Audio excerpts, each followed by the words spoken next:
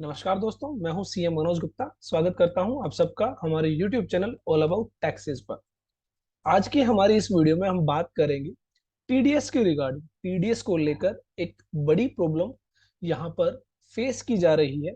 वो प्रॉब्लम क्या है और उसको कैसे आप उस प्रॉब्लम को सोल्व करेंगे। तो अगर हम बात करें मार्च 2023 के लिए टीडीएस पेमेंट करने की लास्ट डेट है 30th of April 2023। March month में जो टीडीएस डिडक्ट किया गया वो 30 अप्रैल 2023 तक आपको डिपॉजिट करना है।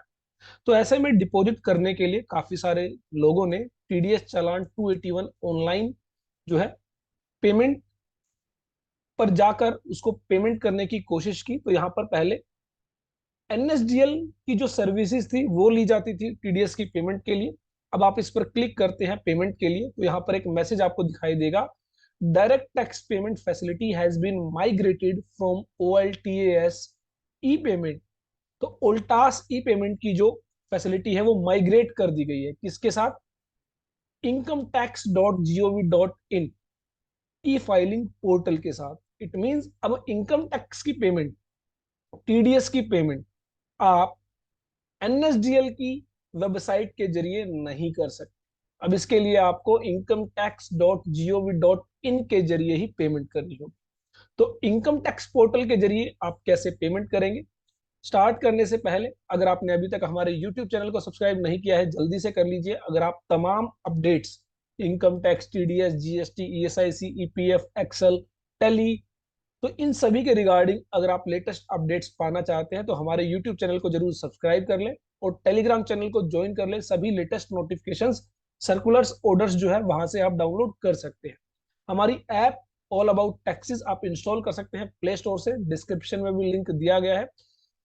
इस पर बहुत सारे कोर्सेज आपको मिल जाते हैं regarding income tax, GST, TDS, ESIC, EPF, e way bill, e invoicing.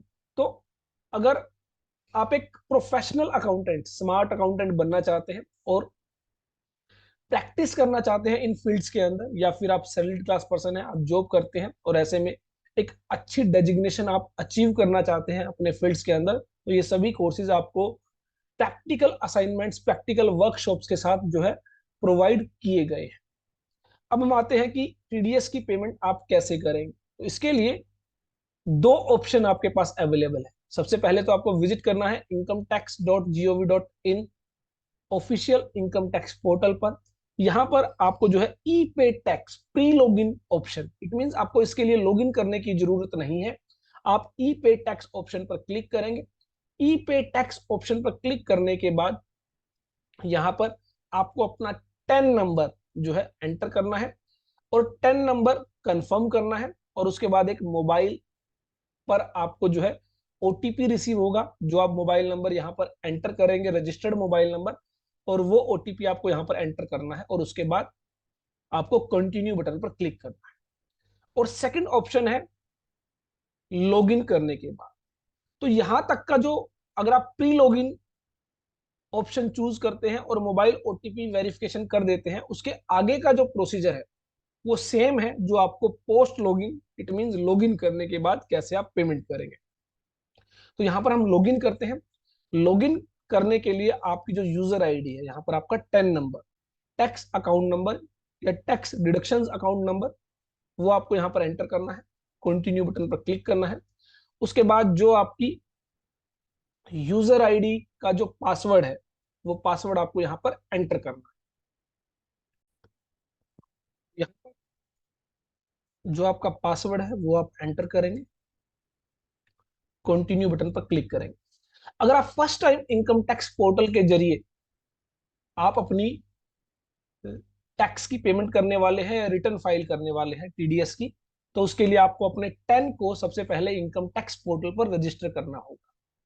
तो यहाँ पर रजिस्टर करने के बाद जो आपके पास यूजर आईडी पासवर्ड होगा, उन क्रेडेंशियल्स के साथ आप यहाँ पर लॉगिन करेंगे। लॉगिन करने के बाद ई फाइल ऑप्शन के तहत आपको ई पे टैक्स पर क्लिक करना है।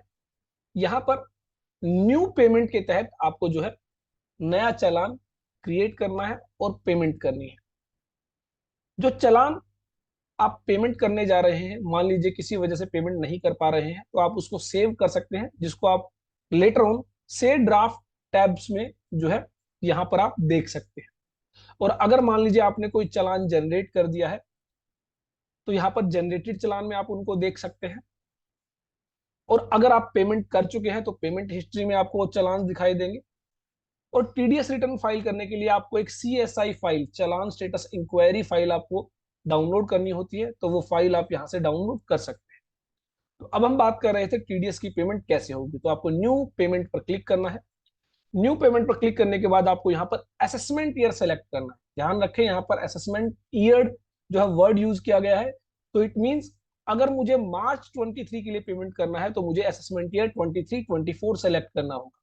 लेकिन अगर मुझे करंट ईयर, जो कि 1 अप्रैल 23 से स्टार्ट हो चुका है, करंट फाइनेंशियल ईयर, उसके रिगार्डिंग पेमेंट करनी है, तो मुझे 24-25 असेसमेंट ईयर सेलेक्ट करना होगा। तो यहाँ पर हम 23-24 जो है असेसमेंट ईयर सेलेक्ट करते हैं। उसके बाद दो ऑप्शन आपके सामने आ जाते हैं, रेगुलर टीडीएस की पेमेंट करना चाह रहे हैं या फिर कोई डिमांड आपके लिए रेज की गई है डिपार्टमेंट के द्वारा, वो आप पे करना चाहते हैं। तो यहाँ पर हम रेगुलर जो टीडीएस डिपॉजिट करते हैं, तो इसके लिए आपको पे टीडीएस प्रोसीड बटन पर क्लिक करना है। उसके बाद यहाँ पर आपको जो भी सेक्शन, जिस सेक्शन के तहत आपने टीडीएस डिडक्ट किया है और जिसके लिए आप चालान डिपॉजिट करने वाले हैं, वो सेक्शन आपको यहाँ पर सेलेक्ट करना है।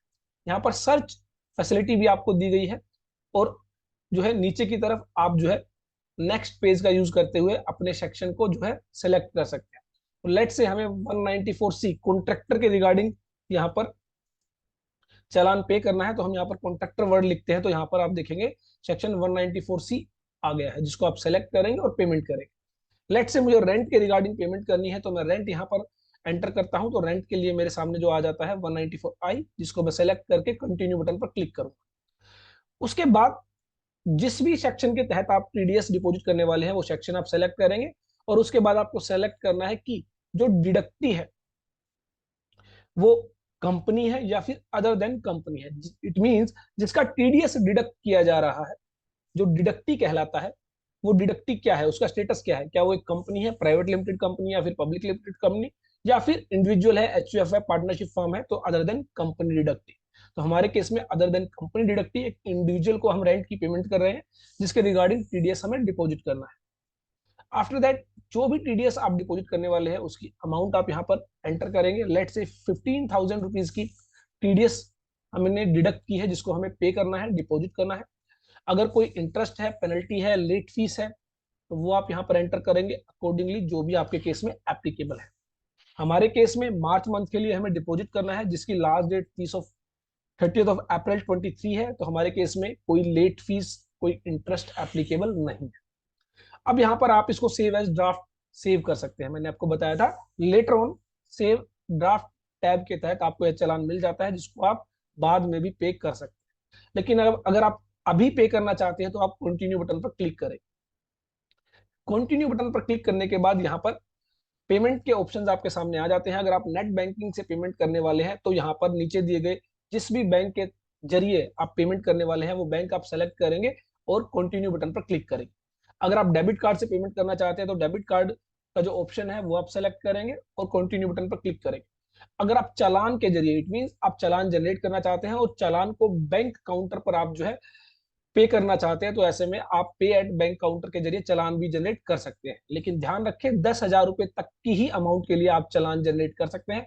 इससे ज्यादा की अमाउंट के लिए आपको जो है चालान जनरेट करने का ऑप्शन नहीं दिया जाएगा।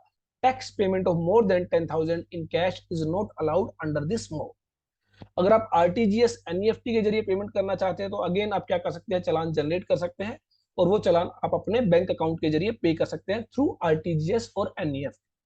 इसके अलावा कोई पेमेंट गेटवे आप यूज करना चाहते हैं, लेट से क्रेडिट कार्ड है या फिर कोई यूपीआई सिस्टम है जिसके जरिए आप पेमेंट करना चाहते हैं, तो ऐसे में आप पेमेंट गेटवे के जरिए जो भी ऑप्शंस आपको यहाँ पर, ये बेसिकली पेमेंट गेटवेज दिए गए हैं। इन गेटवेज में जो भी गेटवेज आपको लगता है कि आपके लिए कन्वीनियंट है वो आप सेलेक्ट करेंगे और उसके बाद आपके सामने जो है पेमेंट के लिए वेरियस ऑप्शन आ जाते हैं। लेट से हम स्टेट बैंक ऑफ इंडिया का जो पेमेंट गेटवे है वो सेलेक्ट करते हैं और कंटिन्यू बटन पर क्लिक करते हैं। आफ्टर दैट चालान आपके सामने आ जाता है। इसको अगेन पे लेटर आप कर सकते हैं, लेटर ऑन ये आपके जनरेटेड चालान में आपको मिल जाएगा, जिसको आप बाद में पे कर सकते हैं। और अगर आप अभी पे करना चाहते हैं तो पे नाउ पर आप क्लिक करेंगे। पे नाउ पर जब आप क्लिक करते हैं तो यहाँ पर आपको टर्म एंड कंडीशंस को एग्री करना होगा और सबमिट टू बैंक पर क्लिक करना होगा। सबमिट टू बैंक पर क्लिक करने के बाद अब आपके सामने जो है ऑप्शंस आ जाते हैं, अदर बैंक नेट बैंकिंग या अदर पेमेंट मोड्स जैसे कि यूपीआई एटसेट्रा। तो जो भी आप सेलेक्ट करना चाहते हैं वो आप ऑप्शन सेलेक्ट करेंगे और पेमेंट करेंगे।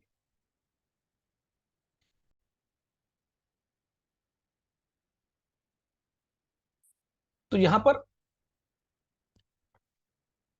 क्यूआर कोड के जरिए, मान लीजिए आप यूपीआई के जरिए पेमेंट करना चाहते हैं तो क्यूआर कोड पर सेलेक्ट करेंगे और क्यूआर कोड आपके सामने आ जाता है। इस क्यूआर कोड को आप स्कैन करते हुए टीडीएस की पेमेंट कर सकते हैं। आपको सभी ऑप्शंस दिए गए हैं, चाहे वो नेट बैंकिंग है, चाहे वो डेबिट कार्ड है, चाहे वो ओवर द काउंटर है, एनईएफटी आरटीजीएस है, या फिर debit credit card, UPI, QR scan code etcetera. सभी ऑप्शंस आपके लिए अवेलेबल है जिनके जरिए आप क्या कर सकते हैं, टीडीएस की पेमेंट कर सकते हैं, इनकम टैक्स की पेमेंट कर सकते हैं। और उसके बाद क्या होगा, एक चालान जनरेट होगा, वो चालान आपको क्या करना है, डाउनलोड करना है। तो ये पूरा प्रोसीजर है जो अब आप टीडीएस पेमेंट के लिए और इनकम टैक्स पेमेंट के लिए यूज करेंगे। टीडीएस पेमेंट के लिए आपको टेन नंबर के जरिए लॉगिन करना होगा और इनकम टैक्स पेमेंट के लिए आपको पेन नंबर के जरिए लॉगिन करना होगा। तो ये एक पूरा प्रोसीजर था जिसके जरिए आप टीडीएस या फिर इनकम टैक्स की पेमेंट कर सकते हैं। आई होप हमारी ये वीडियो आपके लिए यूजफुल होगी।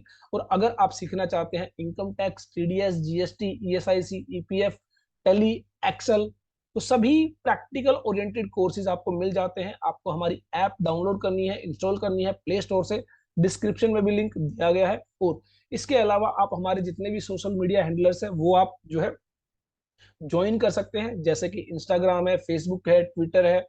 इसके अलावा हमारी website all about taxes dot in visit कर सकते हैं फॉर फर्दर अपडेट्स।